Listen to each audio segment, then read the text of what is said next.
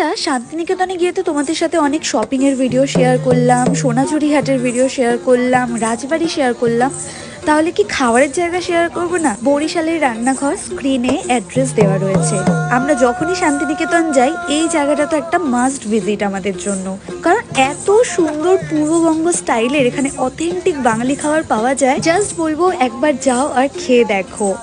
তোমরা এখানে নানা রকমের থালির অপশন পেয়ে যাবে, ভেজ থালি, ফিশ থালি, মাটন থালি। আর এখানে যারা খাবার সার্ভ করেন এত আন্তরিকতার সাথে তোমাদের খাবারটা সার্ভ করবে যেন মনে হবে কোনো নেমন্তন্ন বাড়িতে গেছো। আমরা নিয়েছিলাম 1 প্লেট মাটন, তার সাথে 2খানা ভেজ থালি যার মধ্যে ছিল সাদা ভাত আর যেটা প্রথমে ঘি দিয়ে সার্ভ করে, আর ছিল ঝুরি আলু ভাজা, শুক্তো, যেগুলো আনলিমিটেড, মানে তোমাদের কিন্তু বারবার তোমরা নিতে পারো। আর লাস্টে ছিল চাটনি আর পাঁপড়। তবে আরেকটা কথাও বলে রাখি, এখানে খেতে হলে একটু হাতে টাইম নিয়ে যাবে, কারণ বেশ ভিড় থাকে আর টোকেন কাটার জন্য অনেকক্ষণই লাইনে দাঁড়াতে হয়।